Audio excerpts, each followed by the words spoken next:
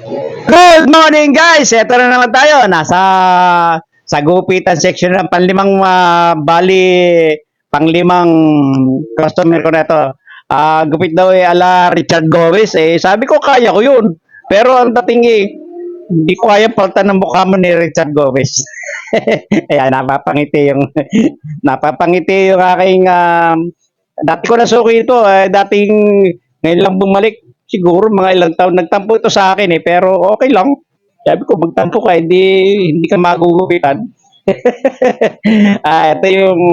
ito yung buhay ng barbero.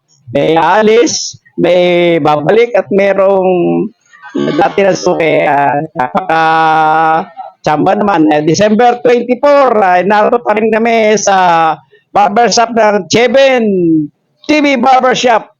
Yan, medyo maganda-ganda na yung aking atmosphere. Ayos na yung aking mga decoration at medyo nagsusuot na rin ako ng decente dahil nang hindi na bagay sa aking shop yung aking dating sando-sando. Nakakuha pa rin naman ako. Naka-short pa rin naman ako. Pero sabi nga sa akin ng miss ko ayusin mo naman ang iyong kuha, ang iyong dating at hindi na bagay sa iyo yung ganyan. Dati ka namang disente sige, sabi ko, sige, at ayusin ko na. Ito, ginagupitan ko na itong aking customer. Ito ay gupit na barber's cut na gentleman's cut, barber's cut, low faded. Yan ang mga datingan ng low faded, barber's cut, gentleman's cut. Yan ang mga tawag dito sa mga gupit nito. Pero sa amin to talagang ito ay gupit binata lang nung kapanahonan yon. Gupit binata, gentleman's cut ang tawag doon sa English. Tapos inaayos ko lang. Tapos dahil ng disperasan ng Pasko, may pupuntahan daw sila. Hindi ko malaman na pero ito, malaki ang bahay nito dito. 3-story building. At may highest pa ito at meron pang motor. Electrician to dahil ng sabi niya ayala kami gumagawa kaya medyo ang dating pagupit din. Habang nagkukwentuhan kami at dahil ng siyempre barbero kailangan mong i-entertain ang mga customer mo. Habang kami nagugupitan, tinatanong ko yung kanyang mga po na lalaki, tangkad. Pilot daw yung isa, at saka isa na may navigation. Ang ganda ng anak nito, ang ganda ng ang anak nito ay yung may anak na dalawang nag-aaral ng navigation at saka pilot. Okay naman. Talagang maganda, magaling. At saka maayos naman ang pamumuhay ng mga ito. Habang aking tinitingnan siya okay na. Pero dati ito medyo hindi maganda kalusugan ito nung araw. Pero ngayon okay na. At tinitingnan ko sa kanila yung mga ini-advise ko na okay ito na maging maayos at maging law-abiding citizen lang tayo Ayos naman, ayos ang ating mga dating. Ito siya kung ginagawa ng mapabuti, mapaayos yung ating mga gawain sa ating paggugupit. Habang narito tayo naman binibidyohan natin yung ating ng aking kaibigan na si Al, si Pusang Bundok. Ito tika-video ko dito maayos at talaga magaling at medyo maganda yung anggulo ng ating pagkakamera, ng kanyang pagkakamera. Habang inaahitan ko muna para pag may dumating nakaporma na agad yung kanyang kaya ang ayos sa buhok pero gugupitan ko pa rin yung guguntingan ko pa rin siya.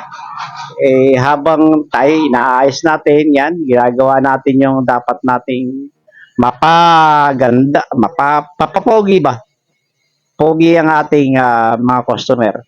ito, ating inaayos habang kwento-kwento, kwentong barbero. Ang kwentong barbero ngayon, hindi na yung kwan. Kailangan ang kwento ng barbero ngayon with facts.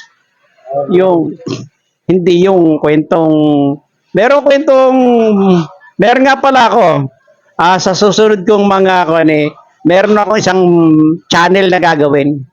Puro kabulastugan yun, katatawanan. Sana masubaybayan nyo rin ako. Yung aking magiging isang video na yun, hindi pa, at ginagawa ko pa lang yung channel na yun. Dito, paggugupit din, katatawanan, kabulastugan, nakikita kong yun ang in sa buhay ngayon. Yung mga katatawanan, paani video, yan ang aking mga i-upload sa susunod. At dahil nang nahuhuli na yata ako sa mundo ng social media, kaya magiging susunod rin ako sa ganung mga sistema. Dahil yan ang gusto ng mga tao, hindi yung ganitong puro seryoso ang dating. Pero salamat naman at ako nagpapasalamat doon sa aking mga tiga-subaybay at subscriber ko doon sa aking YouTube video. Ang dating ako nga merong imbitasyon sa amin na mamiesta raw ako. Hindi ko lang magawa dahil December 26 dapat naandun kami.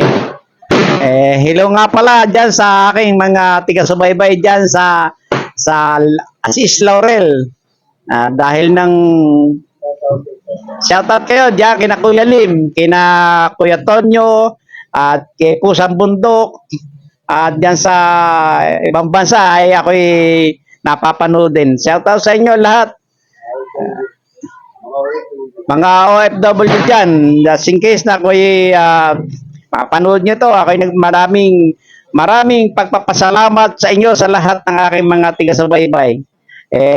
Sana kung meron kayong pagkakataon, puntahan nyo ang aking kwan at libre na kayo. Puntahan nyo lang ako. Libre na kayo dito at dahil lang akin naman to wala namang mawawala at wala namang dahil akin shop ito Kaya kayo, yung mga tiga-subaybay ko, pasyalan nyo ako dito at libre na kayo. Bahala na ako sa aking buhay. At saka hindi naman masyadong kamahalan ng dating ng aking gupit dito Minimum lang. Minimum lang ang singilan ko dito. Pero kung kayo, alam ba, papakilala, YouTuber, okay kayo. Punta lang kayo dito at nilibre ko na kayo. Sige, salamat at maraming salamat. Happy New Year, Merry Christmas and Happy New Year sa inyong lahat. At ito ang Cheben TV. Bye! Boom!